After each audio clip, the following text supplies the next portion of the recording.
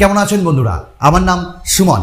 আচ্ছা, আপনারা প্রত্যেকেই জানেন স্যামসাং এর এই পরিবারের সবথেকে বড় সদস্য হলো A73 5G আর মেজ সদস্য A53 5G। আর এদেরই একদম ছোট ভাই যেটা লঞ্চ হয়ে গেছে এবং বাংলাদেশে ওটা অফিসিয়ালি পাওয়া যাচ্ছে। কথা বলছি A33 5G সম্পর্কে। 8GB 128GB ভ্যারিয়েন্টটা অ্যাভেলেবেল বাংলাদেশে। বাট সবথেকে একটা গুরুত্বপূর্ণ প্রশ্ন হলো যে দাদা, স্যামসাং এর A33 5G মিড রেঞ্জ প্রাইসে কেমন হবে, কেনা যেতে পারে কি? ওয়েল, আপনাদের এই ভিডিওতে আপনাদের এই কোয়ারিজ একদম ফুলফিল হবে, আর সাথে অবশ্যই আমার অনেস্ট অপিনিয়ন থাকবে আপনাদের কাছে। ভিডিও চলতে চলতে আমরা প্রত্যেকটা জায়গায় যেমন প্রজের কথা বলবো, একই সাথে কনসেরও কথা বলবো। তো প্রথমেই বলে রাখি, Samsung A33 5G 8GB 128GB variant যেটা বাংলাদেশে অফিসিয়ালি পাওয়া যাচ্ছে, যার প্রাইস রাখা হয়েছে বিডি প্রাইস 37,599 রুপিস। আর ইন্ডিয়াতে অনেক কম দামেই পাওয়া যাচ্ছে এবং 6GB ভ্যারিয়েন্টটাও পাওয়া যাচ্ছে। But the question, A33 5G কেমন হবে? ওয়েল, প্রথমেই আমরা আরম্ভ করব এর বিল্ড কোয়ালিটি অ্যান্ড ডিজাইন দিয়ে। দেখুন, আমি A53 ব্যবহার করছি, A73 ব্যবহার করছি এবং এইটুকুন বলতে পারি যে এদের মতনই A33 5G ডিজাইন এবং বিল্ড কোয়ালিটি। ডিজাইনটা একদম আপনার মিনিমালিস্টিক লাগবে এবং একদম সলিড লাগবে। সলিড কথাটা কেন বললাম না, এটি খুব শক্তপোক্ত একটা স্মার্টফোন।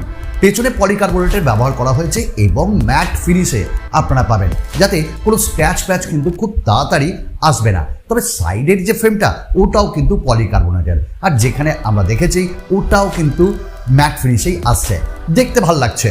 এবং আমরা যদি আরেকটা জিনিস ভালো করে দেখি, ক্যামেরা কিন্তু এখানটায় যে বাম্প সেটা অতটা নেই, কারণ যে মেইন ব্যাক কভার বা আপনারা বলেন রিয়ার প্যানেল, সেখান থেকে কিন্তু একটু রেজ হয়ে এসছে, যেখানে আমরা কোয়াড ক্যামেরা পাচ্ছি। আর হ্যাঁ, এখানে IP67 সার্টিফাইড।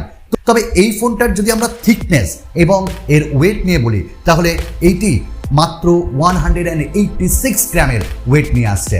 তো হাতে যখন ইউজ করবেন কোনো অসুবিধা হবে না আপনার ডে টু ডে ইউসেজে। আর এর থিকনেস হলো মাত্র 8 mm। তো এই জায়গাটাই স্যামসাং ভালো কাজ করেছে এবং এই স্মার্টফোনটির যদি ওভারলুক আপনি দেখেন তো ভালো লাগবে। তবে ওই যে বললাম, কনসও এখানটায় বলবো। কনসটা হলো এরকম যে স্মার্টফোনটিতে যদি গ্লাস দেওয়া হতো তাহলে আরও ভালো হতো। বাট হ্যাঁ, এই ডিজাইনটাও অনেকের পছন্দ, ভাল লাগছে এর বিল্ড কোয়ালিটি। চলুন কথা বলবো এবার কিন্তু ডিসপ্লে নিয়ে। তো ডিসপ্লে কি দেওয়া হয়েছে? ডিসপ্লে 6.4 ইঞ্চেসের কি সুপার অ্যামোলেড। আমরা প্রত্যেকেই জানি যে স্যামসাং এর অ্যামোলেড ডিসপ্লে গর্জিয়াস হয় এবং তার সাথে 90 হার্টজের রিফ্রেশ রেট আর একটা ইনফিনিটি ইউ নচ দেওয়া হয়েছে। কর্নিং গরিলা গ্লাস 5 প্রোটেকশন তো আমরা পাচ্ছি এখানটায়, যার জন্য স্ক্র্যাচেসটা কম আসবে। এবং একই সাথে ডিসপ্লেতে আমরা যে স্ক্রিন টু বডি রেশিও পেয়েছি সেটা 83.7%।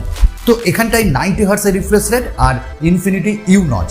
তো আপনার যে কালার্স বলুন সেগুলো ভিভিড লাগবে এবং আউটডোরে ভিজিবিলিটিও ভালো। এবং যখনই কোনো ওটিটি প্ল্যাটফর্ম বা ইউটিউবে কোনো মুভিজ বা কোনো ভিডিওস দেখবেন সেখানেও ভালো লাগবে। 90 হার্টজ রিফ্রেশ রেট, যার জন্য আপনি যখন স্ক্রলিং করবেন যে কোনো অ্যাপে ওটা মজাদার হবে। নাও কনস এখানেও একটা আছে, সেটা হলো ইনফিনিটি ইউ নচ। কেন আজকের ডেটে ইনফিনিটি ও নচ দিলে আরেকটু ভালো হতো। তবে হ্যাঁ, ইনফিনিটি ইউ অনেকের কাছে কোনো বদার করে না, আর এখানটায় ইনফিনিটি ইউ নচটা কিন্তু একটু ছোট। তবে নিচের যে চিনটা ওটা আমার মনে হয়েছে একটু বেশি, কম করলে আর একটু ভালো লাগতো। তবে overall display AMOLED display, 90 hertz, in display fingerprint scanner, এত কিছু নিয়ে ডিসপ্লে আপনাকে একদমই এখানটায় লেট ডাউন করবে না, কথা দিলাম। আমরা এবার এই স্মার্টফোনটির যে ভ্যারিয়েন্ট সেটা বলি। ইন্ডিয়াতে 6GB 128GB 8GB 128GB 256GB এরকম ভ্যারিয়েন্টে পাওয়া যাচ্ছে। আর বাংলাদেশে only one kind of variant, 8GB 128GB। এরকমটা কেন? যারা 6GB নিতে চাই একটু কম দামে, তাদের ক্ষেত্রে এই অপশনটা রাখলে আমার মনে হয় ভালো হতো। আপনাদের কি মনে হয়? একটা লাইক হয়ে যাক। তো আরেকটা কথা, যে এই স্মার্টফোনটাই আমরা কিন্তু UFS 2.1 স্টোরেজ টাইপ পাচ্ছি, LPDDR4X র্যাম টাইপ। আর আমরা যখন স্টোরেজ স্পিড যদি আমরা দেখি, সেই স্টোরেজ স্পিডটা 470 MB আমরা রিড এবং রাইট যেটা পেয়েছি সেটা 135 MB। তো ভালো।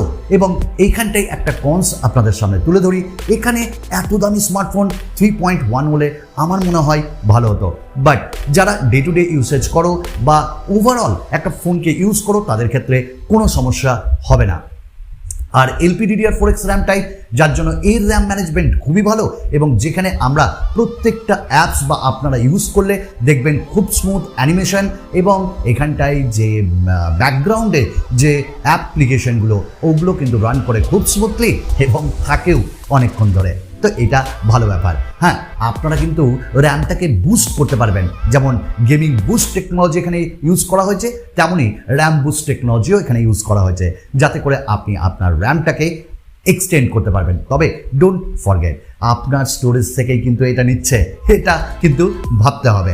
আচ্ছা, আমরা এবার একটু পারফরমেন্স নিয়ে কথা বলি। পারফরমেন্স বলতে গেলে আমরা এক্সাইনসের 1280 চিপসেট পাচ্ছি, যেটা একটা 5nm ট্রানজিস্টারে তৈরি, মানে ন্যানোমিটার। আপনারা প্রত্যেকেই জানেন, যারা আমার ভিডিও দেখেন, ন্যানোমিটার যত কম হয় তার পারফরমেন্স তত ভালো হয়, অপটিমাইজেশন ভালো হয়, এফিসিয়েন্সি অনেকটা পাওয়া যায়। তো যার জন্য আমরা ব্যাটারি ব্যাকআপ ভালো পেয়েছি, আপনারাও পাবেন এর ব্যাটারি ব্যাকআপ। এবং আমি A53তেও এক্সাইনস 1280 ইউজ করছি, ডে টু ডে ইউসেজে কোনো অসুবিধা হয়নি। কেন জানেন তো?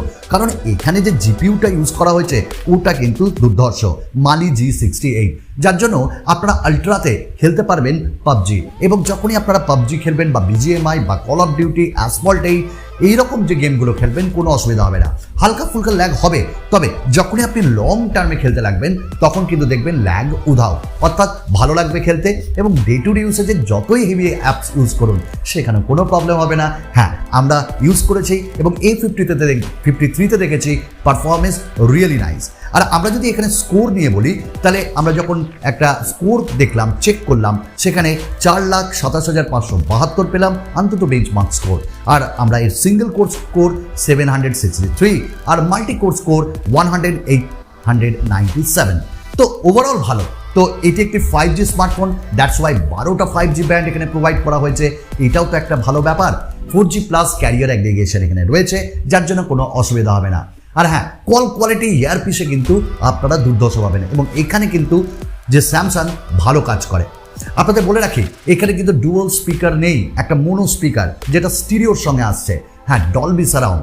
তবে অন্যান্য সেগমেন্টের ফোনে যখন আমরা দেখেছি কম্পেয়ার করে, হ্যাঁ দুর্ধর্ষ সাউন্ড এবং লাউডনেস রয়েছে, বেস ভালো পাবেন, বিট ভালো পাবেন।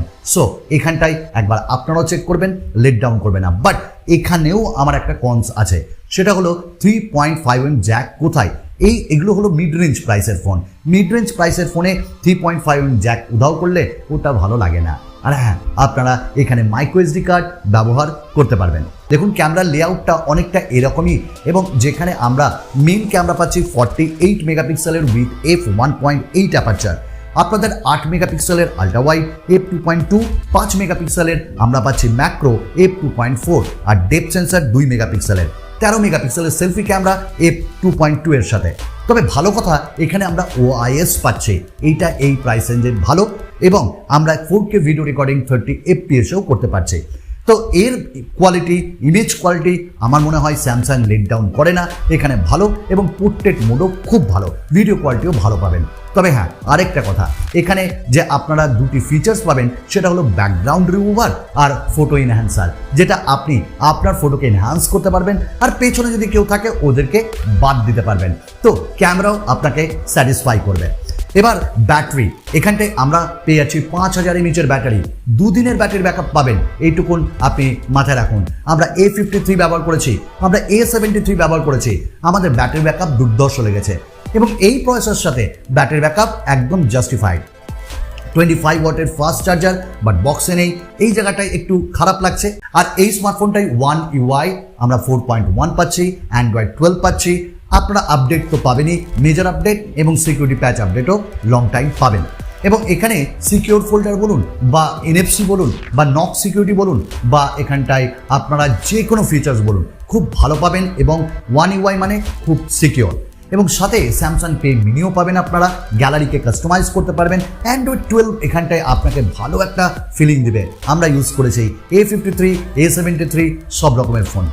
তো ওভারঅল আমরা যদি এখানটাই বলি যে ফোনটি কেমন, তাহলে বলবো A73, A53 এগুলো তো ভালোই, তবে A33 প্রাইস রেঞ্জ হিসাবে মোস্ট বিউটিফুল, মোস্ট পাওয়ারফুল। আমি কিন্তু প্রাইস হিসাবে বলছি। তো A33 আপনারা কিনতে পারেন এবং যে জায়গাগুলো আমি বললাম ওগুলো যদি আপনি একটু স্কিপ করেন তাহলে কিন্তু এই স্মার্টফোনটা অবশ্যই আপনার নেওয়ার মতন। চলুন আরেকটা নতুন ভিডিওতে আপনাদের সকলের সঙ্গে দেখা হবে। ভালো থাকুন, সুস্থ থাকুন, সুমনদাকে সাপোর্ট করুন। ধন্যবাদ।